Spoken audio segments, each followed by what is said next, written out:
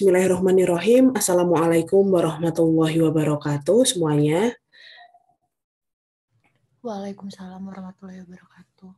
Ya, oke. Risa, Dika, Resi, dan teman-teman yang sudah bergabung di sini, kita mulai untuk kuliah pada pagi hari ini dengan mengucapkan basmalah bersama-sama. Bismillahirrahmanirrahim. Oke, teman-teman, kita akan lanjutkan begitu. Saya kemarin, mohon maaf ya, kemarin janjinya saya sudah mau ngasih latihan soal, tapi qadarullah begitu selesai kuliah NME langsung uji kompre, jadi saya belum sempat untuk buat soalnya. Jadi insya Allah kita akan latihan pada pagi hari ini aja. Izinkan saya untuk share screen dulu. Rabbi sholli sodri wa yassirli amri wa hlul 'uqdatam min lisani yafqahu qawli. Rabbi zidni ilma warzuqni fahma. Baik, Dik, kita akan mulai kuliahnya dengan mengucapkan basmalah bersama-sama. Bismillahirrahmanirrahim. Oke, saya akan lanjutkan PPT yang kemarin ya, tentang NAD reaktor. Sebentar.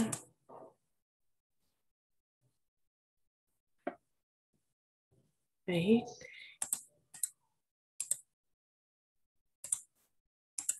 Oke, ini kemarin kita sampai pada, sebentar, ini yang versi 1 ya, saya close dulu. Yang versi 2 aja. Yang sudah ada ore-oreannya.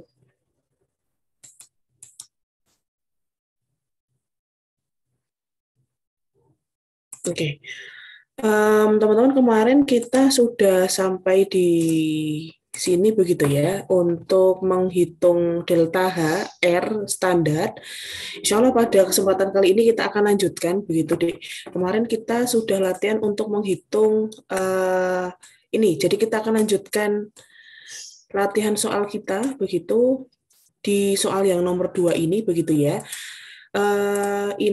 Kalau di soal nomor 2 di sini diketahui tabel delta HC standarnya untuk keempat reaktan, mulai dari etanol, kemudian asam asetat, dan etil asetat, dan air adalah datanya seperti ini.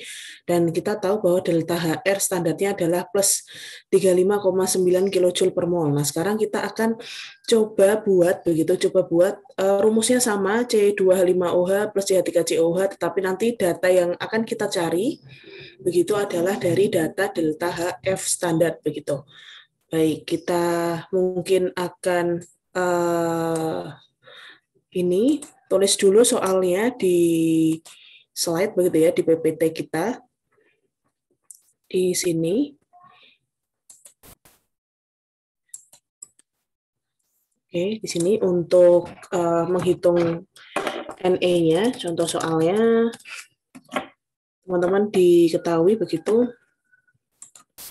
Diketahui 150 kg per jam larutan etanol 90% direaksikan dengan 100 kg per jam larutan asam asetat ya, asam asetat berapa nih? 90 apa namanya? Kadar asam asetat kalau di luaran 96% pada suhu 50 derajat Celcius 1 atm. Nah, teman-teman diminta untuk hitunglah suhu keluar begitu ya, suhu keluar ini nanti diketahui konversi reaksi adalah 90%. Nah, di sini maka teman-teman bisa punya banyak penyelesaian begitu ya. Tentukan yang pertama, jadi ada tipe pertanyaan untuk di NE reaktor adalah maaf.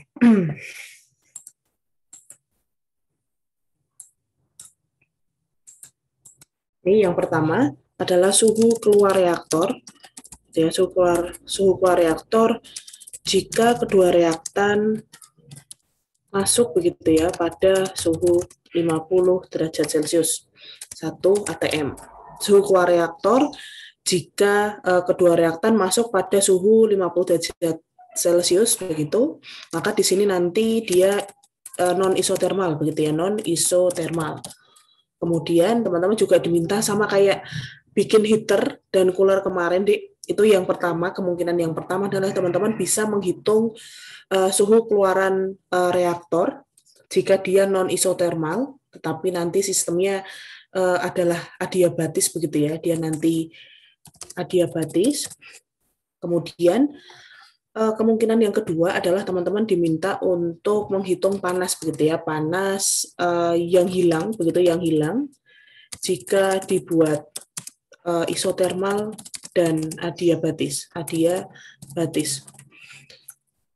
Jadi ada dua kemungkinan untuk yang ada di NE di reaktor, yaitu teman-teman tahu posisi reaktannya, teman-teman tahu kemudian komposisi dari reaktan, kemudian teman-teman tahu konversi reaksinya, dan kemudian teman-teman tahu suhunya, suhu reaktannya. Nah, kemudian kemungkinan untuk di NE reaktor itu cuma dua, yaitu yang pertama teman-teman tahu teman-teman menghitung suhu keluaran reaktor jika dipasang adiabatis non isotermal, atau yang kedua teman-teman diminta untuk menghitung panas yang hilang atau nanti panas yang kita harus supply begitu ya, yang disuplai jika dibuat isotermal dan adiabatis.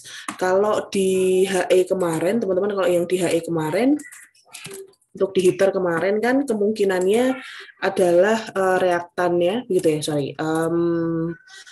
umpan begitu, umpan kita ketahui gitu ya, ketahui suhunya, profil suhunya begitu ya, profil suhu masuk begitu, masuk heater itu. Kemudian yang bisa kita cari begitu keluaran dari heater adalah yang pertama panas gitu ya, panas yang dikeluarkan begitu, keluarkan atau yang dimasukkan ke dalam heater jika diketahui begitu, diketahui suhu keluarnya diketahui, maka teman-teman bisa hitung panas yang akan teman-teman masukkan ke heater begitu dengan cara menghitung selisih begitu ya, selisih panas yang masuk berapa, kemudian panas yang keluar itu nanti dia berapa. Lalu kedua adalah teman-teman bisa menghitung suhu keluar begitu ya, suhu keluar dari heat exchanger jika diketahui berapa pemanas atau pendingin yang diumpankan masuk gitu, yang diumpankan masuk. Itu untuk kreasi atau modifikasi penyelesaian untuk cooler begitu. Heat exchanger adalah seperti itu, teman-teman tahu profil umpan masuknya suhunya berapa. Kemudian kemungkinan yang pertama adalah teman-teman menghitung panas yang akan disuplai oleh pendingin atau pemanas jika diketahui suhu keluaran heat exchanger-nya. Atau teman-teman diminta untuk menghitung begitu berapa tuh suhu keluaran HE jika semisal diketahui panas yang dimasukkan atau yang diinputkan ke dalam sistem itu berapa begitu. Itu untuk heater. Nah, kalau di mixer juga seperti itu kemarin. Kalau di mixer kemungkinannya adalah mixer yang kita ketahui adalah apa kemarin, Dek? Yaitu profil umpan ya, profil umpan. Kemudian dengan suhu berapa begitu, dengan suhu tertentu X derajat Celcius begitu. Kemudian kita mengetahui juga umpan pelarut yang masuk ke dalam mixer juga. Nah, kemungkinannya adalah di mixer pertama teman-teman akan menghitung suhu keluar begitu ya, menghitung suhu keluar dari mixer gitu jika diketahui umpan masuk begitu ya, umpan masuk adalah X derajat Celcius begitu. Di sini berarti tandanya dia adalah non isotermal begitu ya, non isotermal. Kemudian yang kedua, teman-teman untuk di mixer teman-teman juga bisa diminta jika semisal dia dibuat adiabatis nanti kira-kira berapa panas begitu ya, panas yang hilang begitu, panas yang hilang. Jadi kalau umpamanya dibuat adiabatis, teman-teman juga bisa menghitung berapa suhu keluar dari mixer tersebut jika dibuat adiabatis. Lalu kemudian jika semisal dibuat isotermal dan adiabatis, ini nanti berapa kemudian panas yang hilang atau yang nanti harus disuplai begitu ya, yang harus disuplai oleh mixer. Ini soal latihannya sudah cukup banyak begitu kemarin, juga sudah ditampilkan oleh Fikri kalau saya nggak salah ingat begitu ya, untuk cara penyelesaian NE di mixer. Nah, untuk yang di heater ada, bisa teman-teman cek dulu ya di YouTube. Insya Allah nanti saya akan tambahkan beberapa muatan tambahan untuk yang di cooler karena ada beberapa yang masih belum paham. Saya akan kasih contoh juga untuk NE, menghitung NE di cooler. Kemarin kan heater saja ya. Besok bisa teman-teman simak secara asinkron untuk NE di cooler. Nah, sekarang kita ke reaktor dulu. Jadi kita punya satu soal ini cukup komprehensif.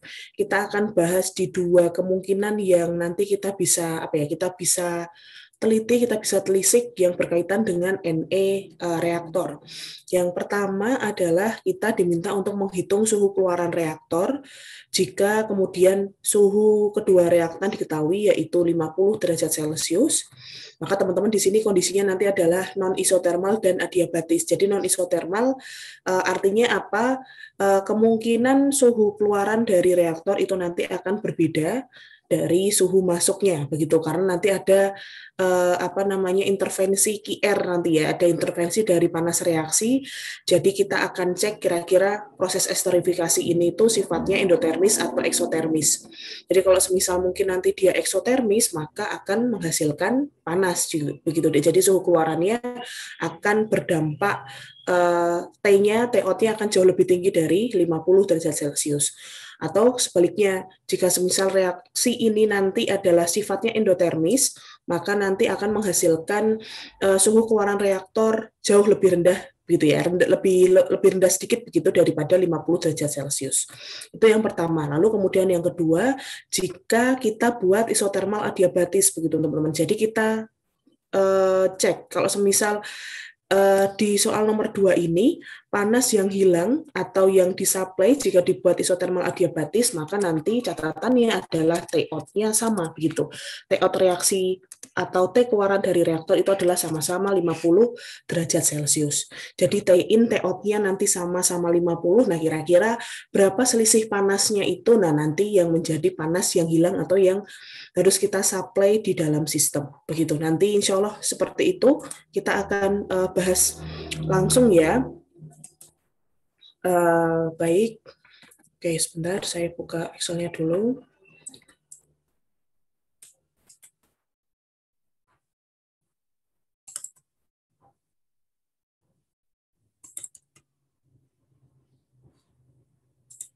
Oke, kita ensure dulu ya untuk ini. Lalu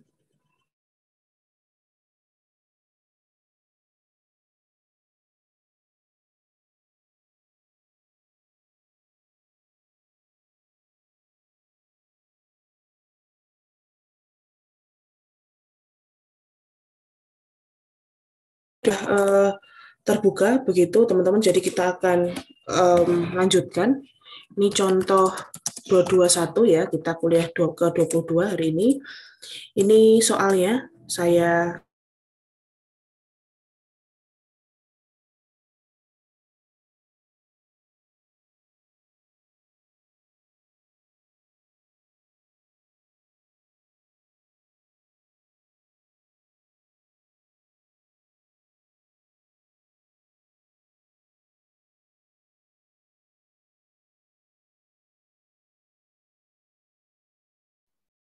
Ini ibunya kemana ini?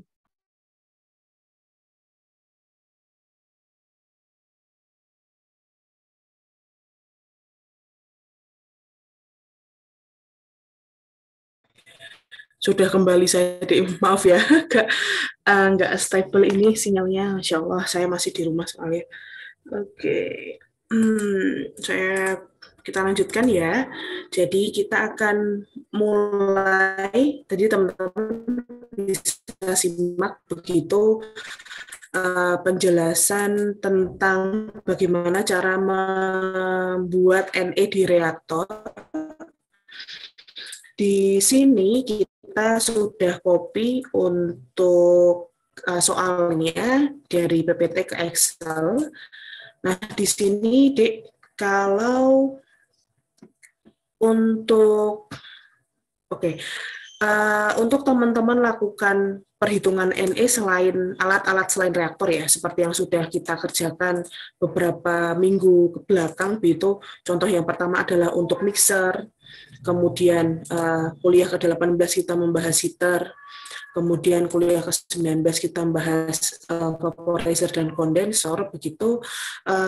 Teman-teman, sekali lagi, untuk alat-alat yang bukan reaktor, begitu ya, Dek, kita akan meninjaunya adalah dalam laju alir massa, begitu, dalam laju alir massa, dalam kilogram per jam.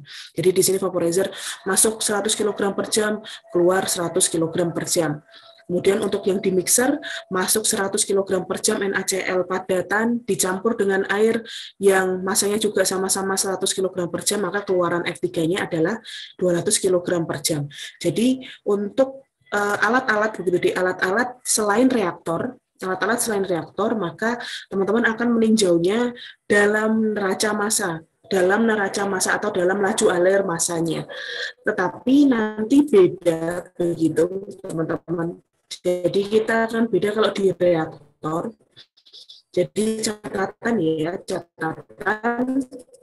yang sangat penting, begitu, untuk di reaktor, teman-teman harus cek dulu, begitu ya, cek dulu keterangan soalnya, apakah laju alir itu disajikan, begitu, terkait dengan laju alir umpannya,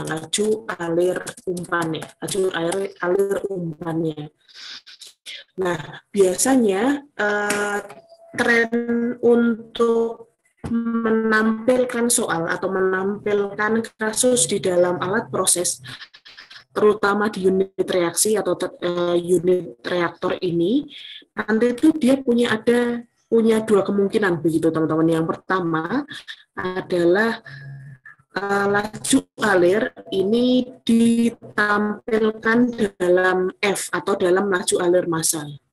Laju alir massa itu adalah kilogram per jam, begitu ya. Reaktan 1, reaktan 2, ini nanti dalam kilogram per jam.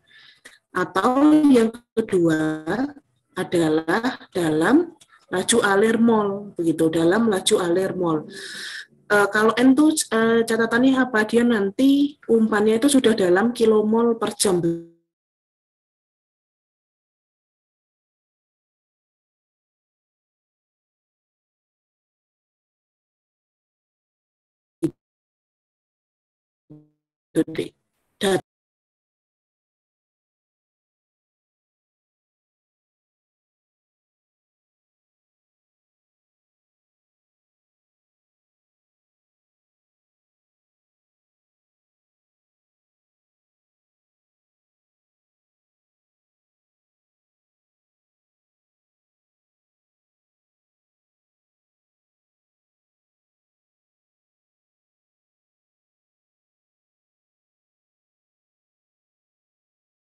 Teman-teman, saya tadi menjelaskannya sampai mana ya? Sampai sebelum putus. Bisa dikasih tahu, Dek, untuk ini, apakah recording atau audio saya yang berkaitan dengan bikin ini F1 ke N1 sudah teman-teman dengar tadi? Dengar, Bu.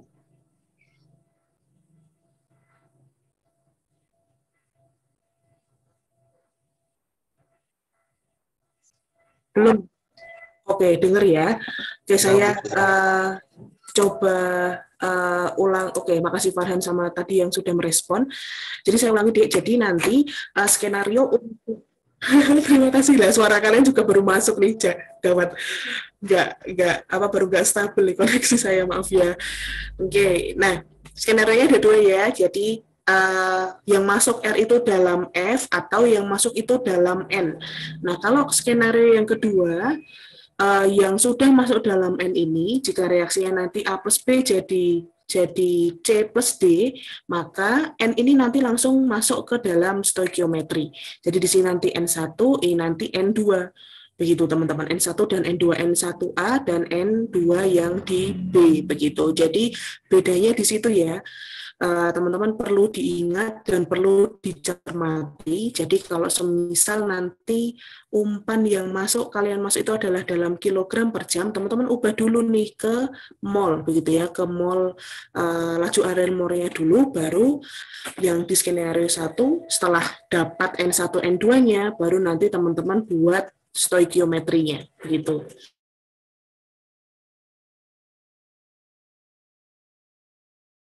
Dalam laju alir massa, maka teman-teman gunakan adalah laju alir mol. Nah, sebaliknya, jika semisal teman-teman yang diketahui adalah dalam laju alir mol, maka kalian bisa langsung masukkan dia ke dalam stoikiometri. Begitu, itu catatan saya. Jadi nanti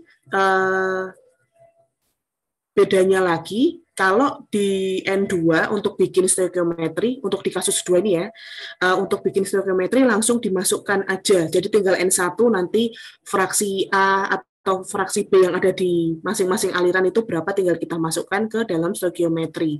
Lalu PR-nya adalah setelah itu teman-teman bisa buat kalau mau ngecek NM-nya apakah dia sudah balance atau tidak, maka N1 ini teman-teman ubah gitu ya, teman-teman ubah ke F1 gitu, ubah ke F1. Sedangkan nanti N2 juga teman-teman ubah ke F2.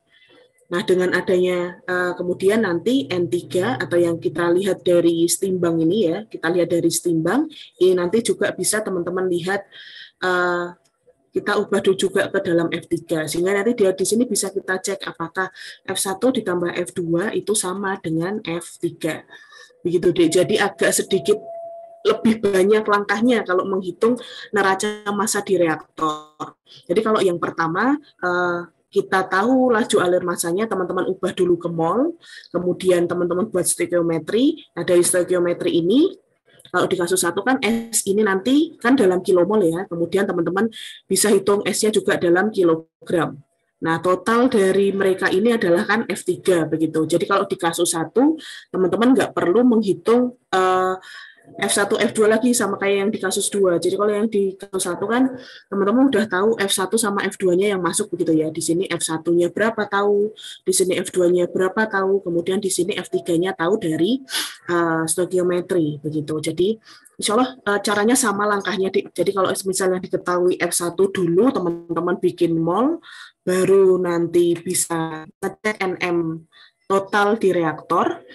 Atau jika semisal kasusnya diketahui molnya dulu, begitu, maka dimasukkan ke stoikiometri, baru nanti semua aliran, begitu ya, semua aliran, baik F1, F2, dan F3, teman-teman ubah ke laju alir massa untuk ngecek NM-nya sudah balance atau belum. Oke, begitu. Mungkin saya izin off-cam aja ya, teman-teman, biar agak lebih stabil. Oke, baik, kita lanjutkan. Ini pengantar dan pengingat gitu deh, biar jangan sampai lupa begitu ya, untuk bikin NM di reaktor, karena cukup krusial begitu teman-teman. Kalau semisal NM yang ada di reaktor ini belum balance begitu, kemungkinan nanti teman-teman menghitung NE-nya juga kurang balance banget begitu nanti. Oke, jadi langkahnya sama untuk memecahkan kasus ini. Jadi penyelesaiannya teman-teman bisa, yang pertama adalah bikin DAP ya, bikin diagram alir prosesnya dulu, kemudian yang kedua adalah membuat NM di reaktor. Ini dipastikan dulu balance begitu ya, dia harus balance dulu untuk poin yang kedua, atau di neraca massa di reaktor ini harus balance dulu, karena kan beda dengan kasus soal untuk kuliah 17-18 yang mana cuma hanya mixer, kemudian heater. Kalau heater kondensor kan dia insya Allah masuk 100, keluar tetap 100, karena tidak ada akumulasi massa di situ. Dan kalau di mixer pula masuk juga ketahuan begitu ya, karena kan kita berdasarkannya hanya massa saja. Jadi masuk 100, keluar 100, otomatis keluarnya di sini 200 begitu, karena ada dua laju alir. Nah, kalau di reaktor itu nanti insya Allah untuk massanya karena diketahuinya dalam laju alir massa, otomatis F3-nya kita ketahui. Cuma kita harus ngecek banget begitu ya, Dik. Apakah stoikiometrinya itu sudah sesuai atau belum. Gitu. Jadi bikin NM reaktor, kemudian setelah sudah balance, nanti teman-teman lengkapi data, gitu ya, lengkapi data yang dibutuhkan untuk membuat NE, gitu. Kemudian nanti dihitung, begitu ya, hitung masing-masing energi per arus, begitu ya, energi yang dibutuhkan, baru kita nanti akan menghitung NE-nya, begitu, NE totalnya nanti seperti apa. Oke, begitu, Dik. Jadi kita akan cek dulu, kita akan buat langkah yang pertama ya, yaitu membuat diagram alir proses dari kasus soalnya. Ini saya akan blok lagi di sini biar kelihatan pada saat di scroll ke bawah. Maka dari sini kita bisa gambar untuk diagram alir prosesnya adalah reaktor. Nah, ini kita cek apakah F1 atau N1 dicek dari satuannya, begitu ya. Satuannya. Nah, ini di sini satuannya dalam kilogram per jam, maka otomatis di sini F1, begitu ya. F1 150 kilogram per jam, kemudian di sini F2 100 kilogram per jam. Nah, apa saja komposisinya di sini etanol 90%, C2H5OH 90% dan H2O 10%. Gitu. Kemudian F2 di sini adalah asam asetat 96%, CH3COOH 96% dan air 4%. Gitu. Oke. Nah, di sini juga diketahui bahwa konversinya adalah 90%, begitu. Oke, nah sekarang teman-teman diminta untuk ngecek F3. F3 insya Allah akan sejumlah 250 kg gitu ya, 250 kg per jam. Hanya saja nanti komposisi masing-masing mereka, karena konversinya adalah 90%, maka nanti akan ada C2H5OH dan CH3COOH yang masih sisa, begitu ya, yang masih sisa karena konversinya hanya 90%. Itu. Jadi di sini kita akan tuliskan etil asetatnya dulu ya. C2H5, CH3COO, kemudian ada C2H5OH yang sisa, kemudian ada CH3COOH yang sisa, dan air yang terbentuk itu nanti berapa persen. Ini kita hitung lewat neraca massa, begitu ya. Kita akan hitung lihat dengan menggunakan neraca massa reaktor. Oke, di sini seperti yang di kemarin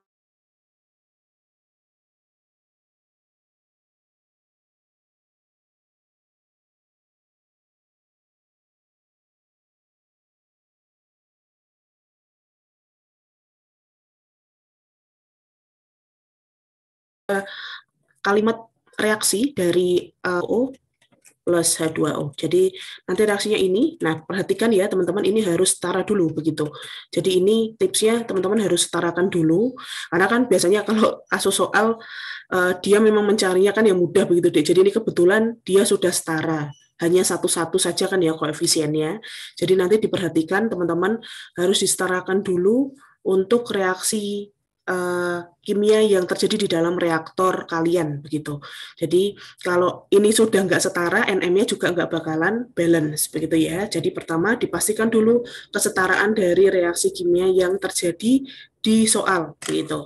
Oke, setelah sudah kita bisa langsung masuk ke pembuatan stoikiometri. Jadi di sini kita akan buat data seperti tabel-tabel sebelumnya aja ya, yang komponen F, X, BM, dan N ini kita akan masukkan biar oke, kita akan cek di sini. Kita geser ke bawah dulu ya teman-teman, sebentar ya. Ini F1 berarti adalah etanol ya, larutan etanol masuk reaktor. Ini terdiri dari F-nya adalah 150 dan kadarnya adalah 90%. Jadi di sini adalah 90% dikali 150, 135, maka otomatis airnya sisanya adalah 15 kg, BM-nya 46 untuk C2H5OH, kemudian untuk air adalah 18, sehingga di sini kita bisa hitung fraksi masanya 135 dibagi dengan 150. Yap, 90 ini kita harus masukkan.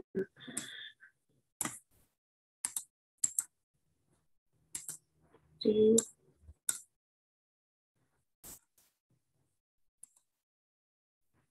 90% dan 150 ya.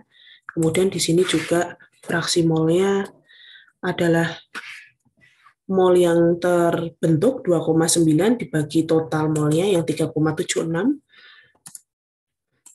Tuh, ini kita tinggal drag. Nah, kita cek NM-nya setiap arus. Jika semisal dia sudah balance, berarti ini 1 dan 1 berarti sudah betul ya untuk perhitungan molnya kita. Kita lanjutkan untuk yang F2. F2 di sini adalah larutan asam asetat masuk reaktor.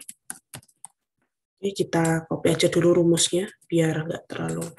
Ini kita edit dulu di sini asam asetat CH3COOH 100% 96 dan 4 berarti di sini 96, di sini 4. Oke, sorry. H2O 4. Oke. Di sini adalah kita edit dulu dia. Oke, 96, 4%. Cek ya, di fraksi massa harus 1. BM-nya CH3COOH adalah, kalau nggak salah 60 ya, kita cek dulu. C-nya 2, jadi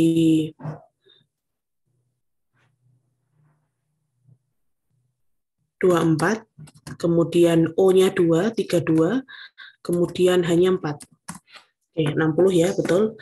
60 BmCH3COH, H2O-nya 18, maka untuk fraksi massanya, untuk mol yang diketahui, itu adalah 1,6 dan 0,222. Nah, di sini speknya sudah kita ketahui begitu ya, teman-teman. Jadi yang untuk masuk ke stoikiometri adalah yang C2H5OH, molnya C2H5OH, dan molnya CH3COOH.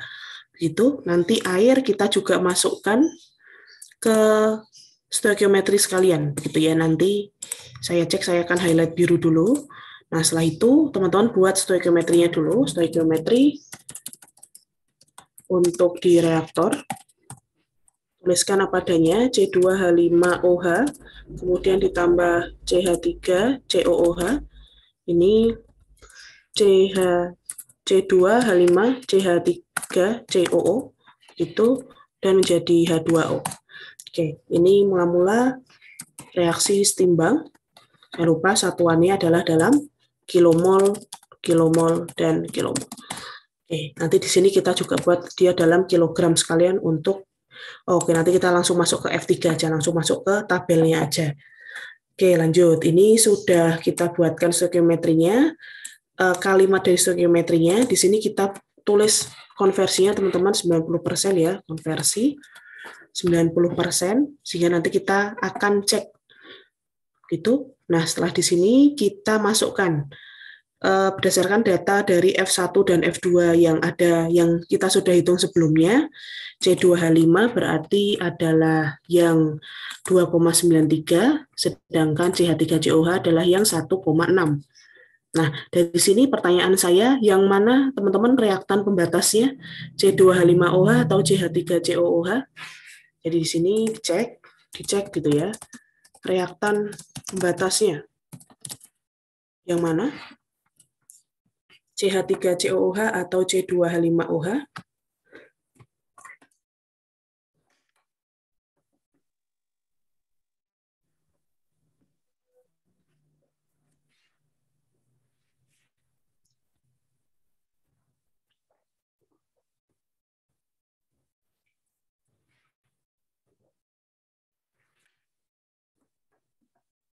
Oke.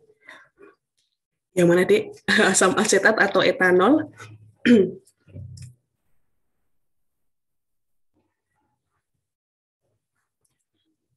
Oke, ini kenapa kita harus tahu begitu ya, Dek? Karena reaktan pembatas begitu. Jika semisal dua reaktannya, ini kan kebetulan ada dua ya. Jadi kenapa harus dicek begitu? Karena jika teman-teman punya dua reaktan atau lebih begitu ya, dua reaktan atau lebih, maka otomatis salah satunya begitu ya, ada satu yang menjadi reaktan pembatas atau nanti limiting reaktan. Kenapa ini harus kita cek? Karena reaktan pembatas inilah nanti yang kemudian akan berhubungan langsung dengan yang namanya konversi, begitu ya, berhubungan langsung dengan yang namanya konversi atau yield atau selektivitas. Jadi untuk mengetahui ini, yang mana tuh reaktan pembatasnya, maka setelah teman-teman tahu, maka nanti kita akan kalikan dengan 90% ini. Caranya adalah kita cek yang mana paling kecil begitu ya, paling kecil per satu koefisien begitu ya, per satu koefisien reaksi. Oke, jadi contohnya kalau di sini kebetulan karena sama-sama satu nih koefisien reaksinya, maka 1,6 dengan 2,93 maka otomatis CH3COOH lah yang menjadi reaktan pembatas gitu ya, menjadi reaktan pembatas, ini reaktan pembatasnya. Sehingga 90% ini nanti kemudian akan kita kalikan dengan CH3COOH-nya, bukan kita kalikan dengan C2H5OH. Begitu, Dek. Jadi 1,44 nanti yang bereaksi. Di sini juga sama. Sehingga nanti untuk menghitung berapa R dari C2H5OH, kemudian berapa R yang ada di C2H5, CH3COO, dan berapa R yang ada di H2O, ini nanti kita kalikan dengan koefisiennya jika ada. Begitu ya. Jadi karena kebetulan ini sama-sama satu, maka ya tetap dia satu begitu ya. Dia 1,44. Di sini sama 1,44, di sini juga 1,44 begitu. Kemudian sorry, error. Kliknya terlalu bersemangat. Ini kemudian H2O-nya juga 1,44. Itu. Jadi kita flashback gitu, Dek, jika semisal nih ya, kita punya 2A, mending langsung contoh konkret aja ya, penggaraman basa asam yang koefisiennya lebih dari 1, contohnya H2SO4, kita garamkan dengan AlOH 3 kali. Dia akan menjadi Al2SO4 3 kali, begitu ya, plus H2O. Kok bisa?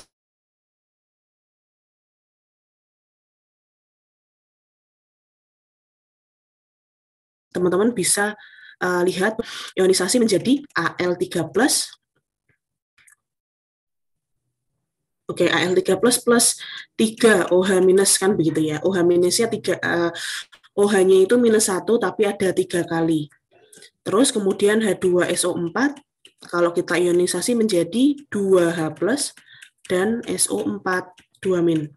Nah, ini kemudian tukar-tukuran begitu, Dek. Jadi Al akan bareng sama ini, kemudian H+ sama OH akan bergabung. Gitu. Jadi Al3+ dengan SO4 2-, ini nanti koefisien 3 ini akan menjadi punya SO4 kalinya itu punyanya SO4, 2-nya ini juga akan membuat menjadi koefisiennya Al. Jadi Al2 SO4 3 kali. Begitu pembentukannya. Nah, sedangkan H+ dan OH- ini nanti otomatis jadi H2O. Begitu, teman-teman. Jadi jangan lupa ya, rumus ini sangat dasar begitu, teman-teman. Ini contohnya seperti ini. Jadi rumusnya reaksi kimianya adalah seperti ini. Nah, kita cek kesetaraannya. Al di sini 2, di sini masih 1, maka kita harus tambahkan 2.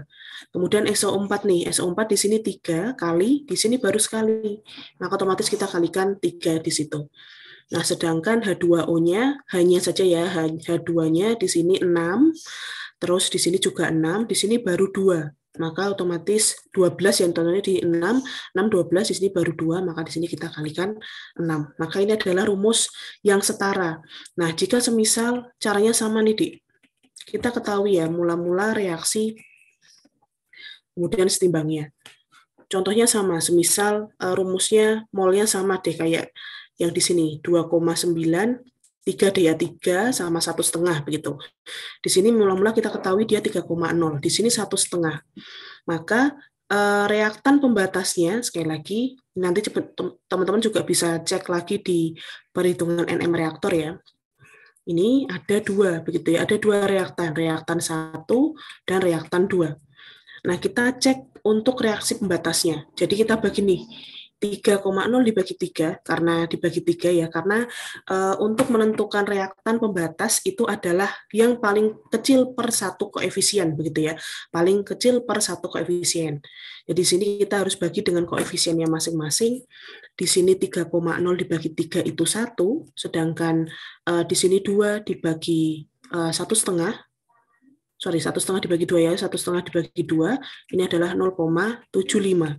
Sehingga ini yang paling kecil, begitu teman-teman. Jadi ALOH 3 kali, ini adalah reaktan pembatasnya, begitu. Di sini adalah reaktan pembatasnya. Reaktan pembatasnya.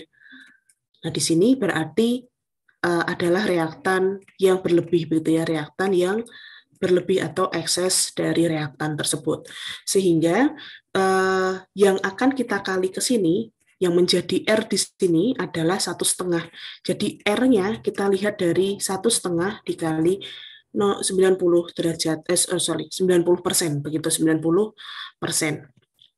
Di sini berarti ketemunya adalah 1,35, begitu ya, 1,35, barulah berapa kemudian H2SO4-nya, H2SO4-nya yang ada di R ini sama dengan koefisiennya, perbandingan koefisien sama dengan perbandingan mol, kan begitu. Jadi 3/2 dikali 1,35 mol. Itu untuk H2SO4. Sedangkan untuk Al2SO4 yang ada di R, Al2SO4 yang ada di R, maka koefisiennya kan 1 ya.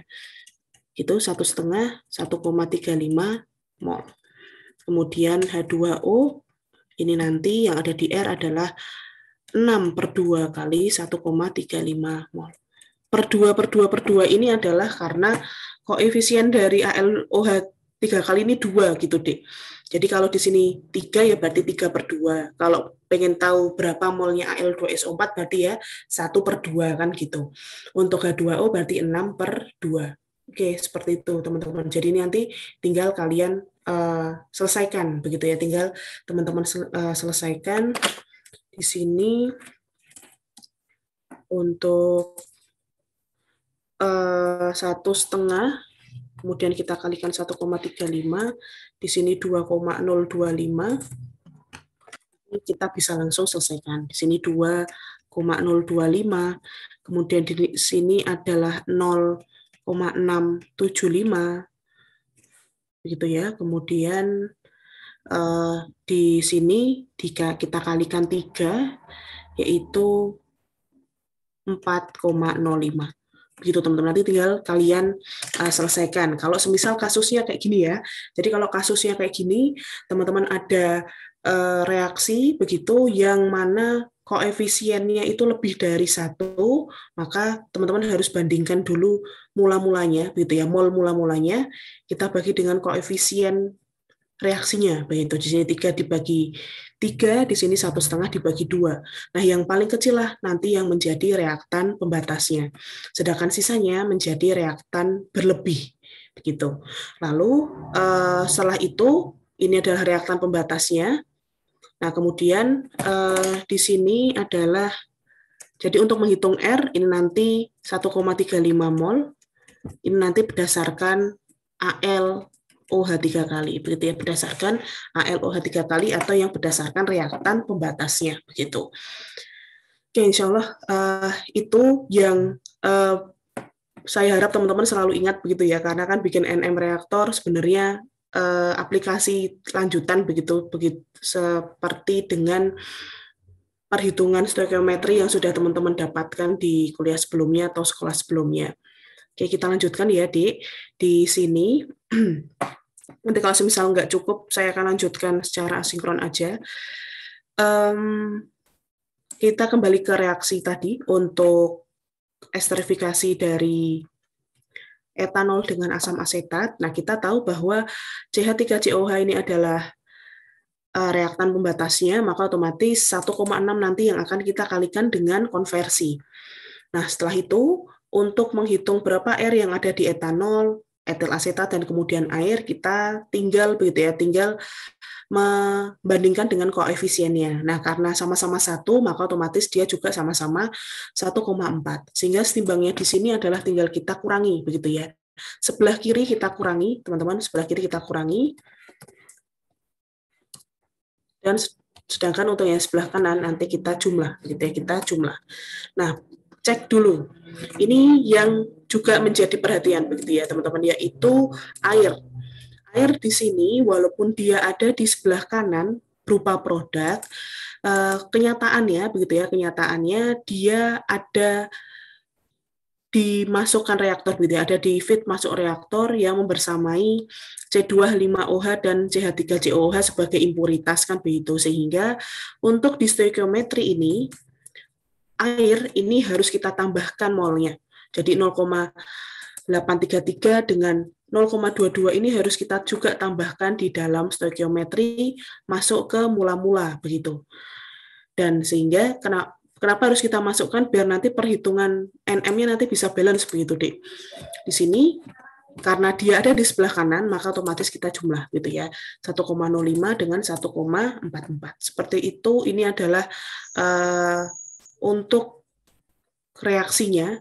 Untuk C25CH3COO atau etil asetat kan karena belum terbentuk, maka dia 0 di sini.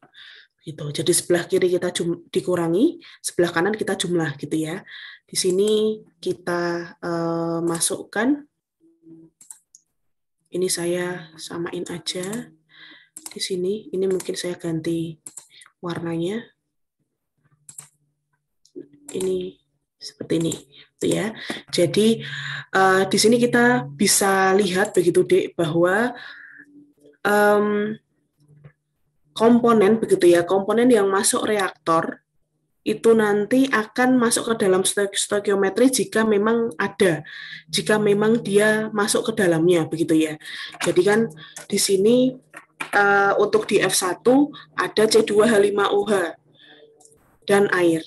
Kemudian di F2 ada CH3COH dan air. Nah, kebetulan C2H5OH, air, CH3COH, air, ini kan ketiga komponen ini masuk, begitu ya, ke dalam kalimat reaksi, begitu ya, ke dalam kalimat reaksi. Sehingga kita bisa masukkan semuanya ke dalam kalimat reaksi untuk menghitung stoikiometrinya. Nah, tetapi nanti di sini, begitu ya, catatan di sini nanti untuk menghitungnya, menghitung F3 ini nanti dipastikan, begitu ya, dipastikan apakah ada, begitu ya, apakah ada komponen, begitu, komponen zat, ya, di komponen zat yang ikut masuk, begitu ya, ikut masuk ke reaktor, tetapi tidak, gitu ya, tidak termasuk, gitu ya, tidak termasuk pada stoikiometri, gitu ya, pada stoikiometri. Oke, ini dicek dulu, gitu. Jadi diperhatikan. Jadi contohnya kalau yang di sini, teman-teman, yang sering itu adalah padatan, gitu. Kalau semisal nih, semisal reaktor, ya, reaktor masuk di sini adalah N1, begitu, N1, di sini NaCl padat. Kemudian impuritas, begitu, impuritasnya di sini semisal ketemunya di sini F1, begitu ya, F1 di sini 100 kg per jam, di sini 90, kemudian di sini 10%, di sini nanti F2 kita akan ini NaOH, sorry, saya hapus dulu deh, kok nggak rapi. contohnya yang di situ ya, untuk yang di F3 yang catatan saya yang cek ya, cek apakah ada zat lain begitu ya, zat lain yang ikut masuk ke reaktor, tetapi tidak terstate gitu ya, tidak terstate di stoikiometri.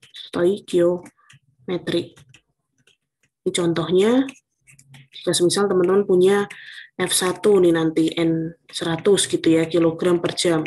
Ada NaOH, dia padat begitu Dek, 98%. Kemudian di sini ada impuritas 2%. Di sini nanti ada F2 100 kg per jam. Di sini ada HCl berapa nih dia? Misal 63%. H2O-nya kan berarti 3% ya. Nah, F3 di sini kan kalau kita lihat dari F3 kan mesti kita kan relate-nya kan terhadap stoikiometrinya ya. Yang mana reaksinya adalah NaOH plus HCl jadi NaCl plus H2O. Itu ini adalah M, R, dan S. Nah, komponen dari F3 yang ini kan nanti mesti kan ada kalau semisal konversinya adalah 90% begitu, maka selain ada NaCl dan H2O yang terbentuk, teman-teman ada NaOH yang sisa, kan begitu, karena konversinya tidak 100%. Kemudian ada juga HCl nih yang tidak terbentuk, tidak bereaksi juga karena konversinya 90%. Nah, satu lagi teman-teman yang harus teman-teman tambahkan di F3 adalah impuritasnya nih loh. Impuritas juga harus ditambahkan, yaitu di sini adalah 2 kg.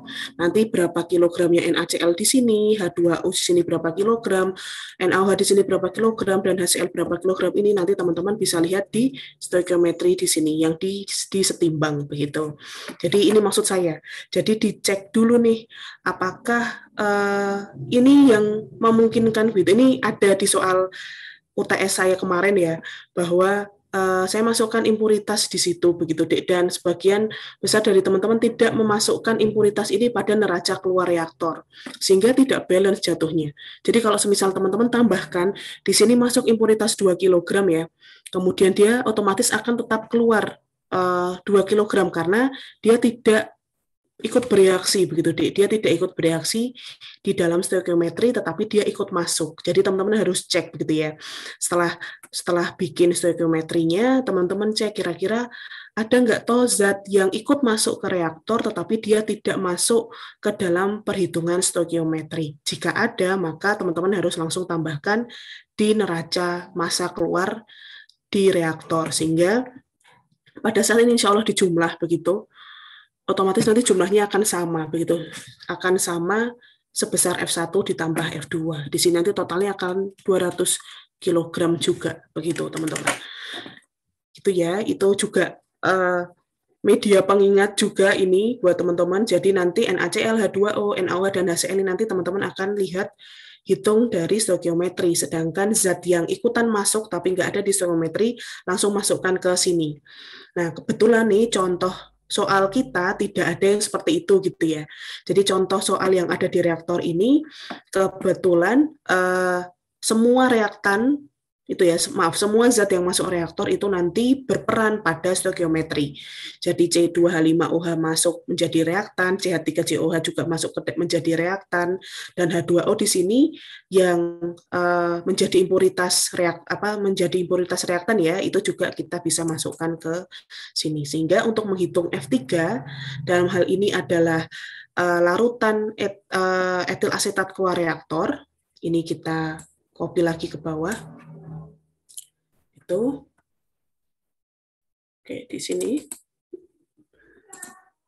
Oke, di sini. Jadi F3 yaitu larutan etil asetat yang keluar dari reaktor. Ini nanti kita dasarkan begitu ya, kita dasarkan dengan S begitu ya, S yang ada di dalam stoikiometri reaktor tersebut. Oke, ini kita copy dari sini aja. Kita tambahkan beberapa zat nanti, teman-teman. Oke, seperti itu. Oke, di sini kita akan masukkan CH3COH dulu ya, CH3COOH, kemudian CH2H5, CH3COO, CH3COO, dan H2O. Oke, ini ada 4 komponen begitu ya teman-teman, ada 4 komponen yang akan kita cek. Nah ini F-nya udah nggak sama, yang nanti kita akan relatekan adalah yang N begitu ya, yang N-nya. Kita hapus dulu aja rumusnya.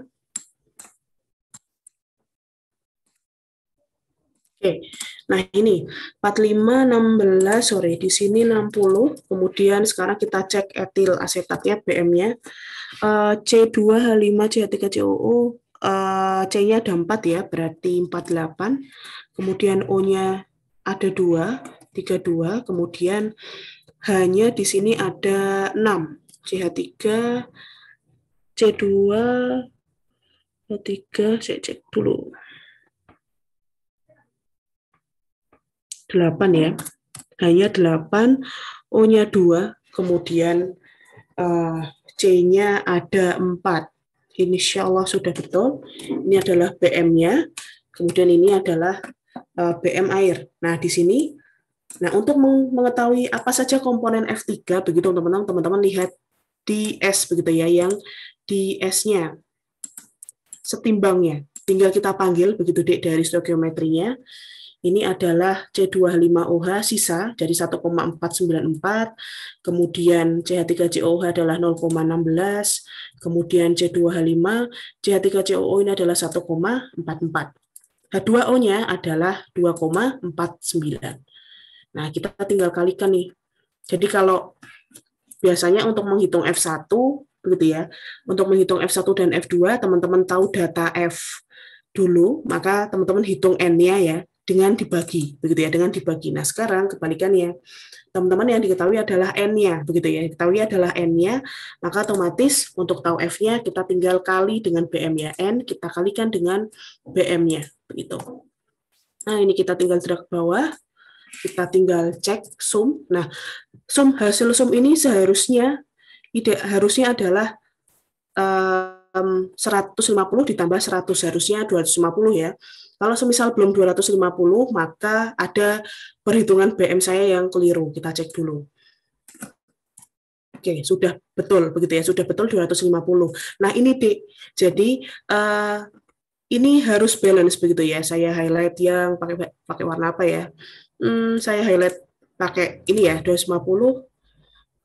Ini sama dengan 150 ditambah 100.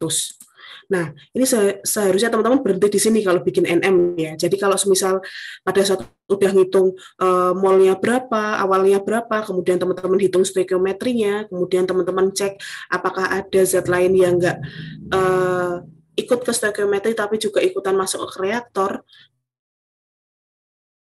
sama, balance begitu ya, 150 ditambah 100 sama dengan 250, F3 ini 250, maka perhitungan NM reaktor teman-teman ini sudah betul, begitu, sudah balance. Nah, sebaliknya, jika semisal nanti didapati teman-teman menghitung F3 kok nggak sama ya, begitu ya, nggak sama ya, kok nggak 250 nih hasilnya, maka kemungkinan besar perhitungan stoikiometri teman-teman salah, itu yang pertama. Kemudian kemungkinan juga yang kedua, teman-teman nggak masukkan zat yang ikut masuk reaktor tapi nggak masuk ke stoikiometri, itu yang kedua. Atau krusial yang ketiga adalah teman-teman salah melakukan kesetaraan, begitu ya, kesetaraan reaksi. Jadi ada 3 hal begitu Dek. Ada 3 hal yang harus teman-teman cek begitu ya, teman-teman cek, atau kesalahan umum pada saat menghitung begitu ya, menghitung NM reaktor, begitu, NM di reaktor adalah yang pertama, reaksinya, begitu, reaksinya dia belum setara, Itu teman-teman harus cek dulu yang pertama. Lalu yang kedua adalah mol. Mol di dalam stoikiometri itu salah hitung, begitu ya, di dalam stoikiometri ini juga salah hitung, salah input, begitu ya, salah input. Ini terjadi jika yaitu tadi, bahwa awalnya kalau semisal umpan itu dalam F, begitu ya, harus F ya, teman-teman harus rubah dulu F1 ke N1 begitu. Atau kalau N1 ya tetap langsung masuk ke stoikiometri kan begitu ya, langsung masuk ke stoikiometri. Ini kesalahan yang kedua. Jadi teman-teman kurang teliti di bagian konversi ini tadi, seperti yang saya sampaikan yang ada di sini. Ini juga salah di sini, maka NM-nya juga salah. Kemudian yang kedua, tidak setara. Kemudian yang ketiga, menghitung stoikiometrinya juga salah. Kemudian yang keempat adalah tidak input ya. Berarti yang ketiga tidak input impuritas begitu ya, impuritas atau zat lain begitu, zat lain yang ikut masuk begitu ya, ikut masuk ke reaktor. Masuk ke reaktor, tapi tidak terlibat begitu ya, terlibat di stoikiometri. Jadi insya Allah ada 3 ini teman-teman yang biasanya menjadi kesalahan begitu untuk NM reaktor itu tidak balance. Itu Dek. Jadi reaksinya belum setara, terus teman-teman salah memasukkan yang ada di stoikiometri begitu. Harusnya molnya ini kita bagi dari F begitu ya. Atau mungkin nanti kasusnya dalam laju alir mol teman-teman malah kali dengan atau bagi lagi dengan BM. Jadi nanti stoikiometrinya sudah belum betul. Dan yang ketiga adalah salah input atau tidak menginputkan impuritas atau zat lain yang ikut masuk ke reaktor tapi tidak terlibat di stoikiometri seperti contoh yang ada di sini. Begitu Dek. Jadi di sini sekali lagi sebelum kita beranjak ke ngitung NE ini harus balance dulu begitu ya. Dia harus balance dulu. Kalau sudah balance kita bisa lanjutkan untuk menghitung NE-nya. Sepertinya nggak cukup ya waktunya. Nanti saya lanjutkan aja ya, Dik, ya, di YouTube yang lain.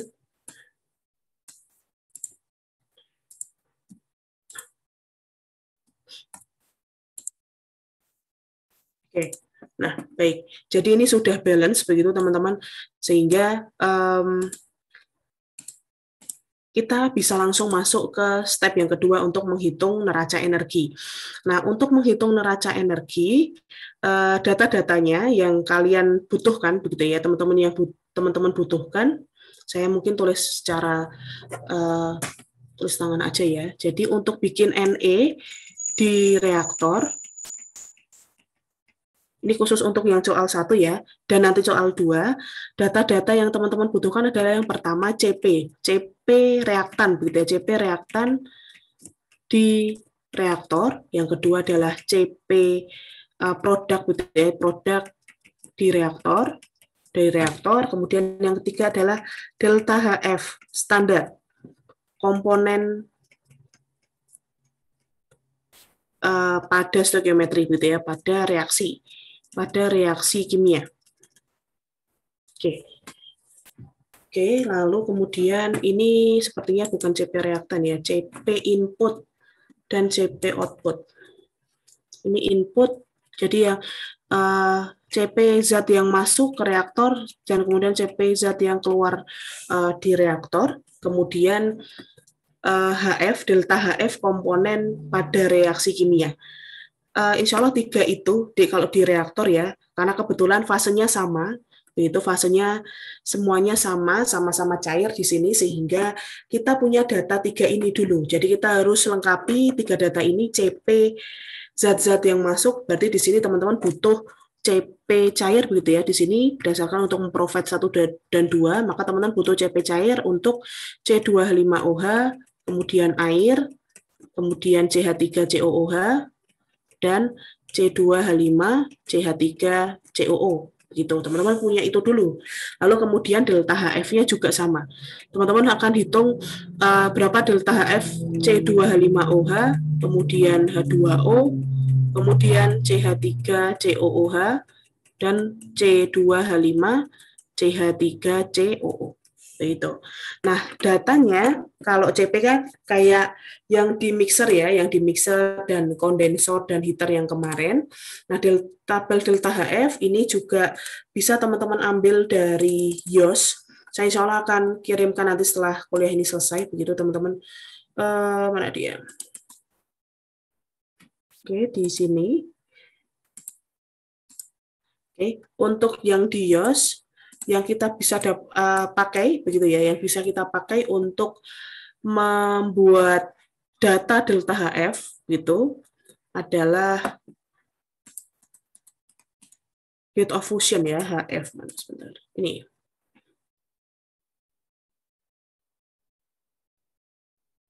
Ini deh. Enthalpy of fusion gitu ya, enthalpy of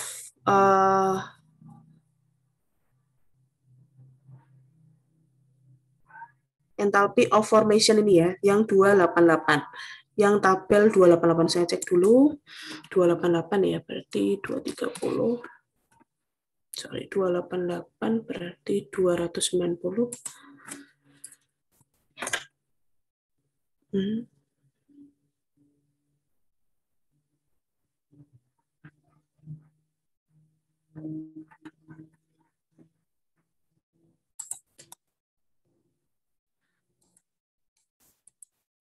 Oke, jadi di sini ya entalpi formasi delta HF gitu ya, delta HF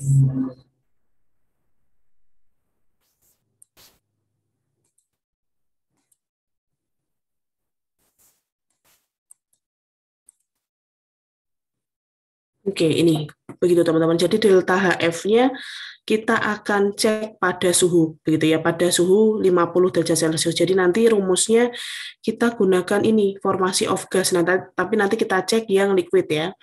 Kita cek yang liquid. Kalau semisal nggak ada, kita pakai heat of fusion. Kita cek dulu. Saya belum pernah pakai HIOS soalnya kalau pakai delta HF. Biasanya saya berikan datanya langsung. Dari 350 seperti itu. Jadi kita akan gunakan data heat ini itu biar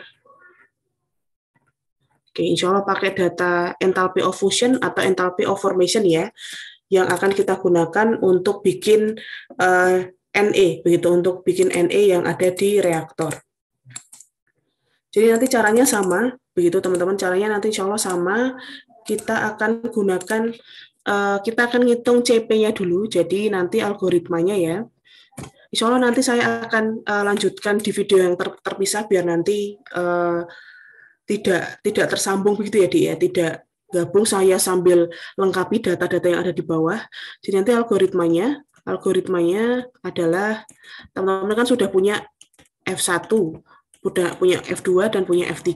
Nah, ini dengan data integral CP dt, dengan data entalpinya sebagai fungsi suhu, begitu, nanti teman-teman akan punya key, begitu ya, punya key 1, punya key 2, dan punya key 3. Key 1, key 2 nanti masuk ke in, di sini nanti ke out, gitu ya, ke output, sorry. Digeser ke kanan aja, maaf. Di sini ke output. Nah, lalu kemudian yang kedua, nanti kita menghitung delta HR standarnya dulu. Menghitung delta HR standar dulu dengan rumus hukum Hess ya. Karena kita pakai data delta HF standar, maka otomatis kita pakai hukum Hess. Hukum Hess yang kanan kurang kiri. Gitu ya, yang sigma delta HF standar produk dikurangi sigma delta HF standar reaktan. Oke, kita geser ke kanan aja deh. Algoritmanya seperti itu. Nah, udah tahu nih menghitung delta HR-nya, kemudian nanti teman-teman akan menghitung delta HR reaksi pada suhu 50 derajat Celcius. Ini caranya dengan menghitung key. Oke, sebelum ini, setelah ini kita akan hitung key R standar begitu ya. Nanti di sini key produk, begitu, key produk dalam hal ini nanti rumusnya adalah seperti ini ya, key produk dikurangi key reaktan dikurangi ditambah key R standar, kan begitu teman-teman untuk rumusnya. Nah, key P di sini berarti kalau kita relatekan pada kasus kita adalah key 3, kemudian dikurangi dengan key 1 plus key 2, kemudian ditambah key R standar. Nah, itu adalah untuk delta HR ya, delta HR. Lalu kemudian kita akan cek QR-nya. Nanti setelah itu kita dapat QR-nya. Nah, QR ini nanti kemudian apakah dia positif atau negatif begitu. Jadi kalau QR itu positif berarti dia exo begitu ya, eksotermis, maka otomatis dia nanti masuk ke keluar begitu, ke keluar. Sedangkan kalau min itu nanti dia endotermis delta H, delta H-nya maksud saya di sini delta H. Oke, betul, QR. Nanti dia berarti kan dia akan meninggalkan sistem, berarti nanti dia endotermis, maka nanti kita masukkan masuk begitu ya, ke neraca masuk tandanya. Begitu. Setelah tahu semuanya, nanti kita bisa menghitung neraca energinya. Soalnya algoritmanya nanti seperti ini, teman-teman. Saya akan lanjutkan di video saya selanjutnya aja ya, teman-teman, biar nanti lebih terstruktur. Nanti sambil teman-teman bisa simak, bisa direview lagi untuk membuat neraca massa bagi kasus-kasus contoh untuk NM reaktor yang lain. Jadi cara buatnya adalah seperti ini untuk NM-nya.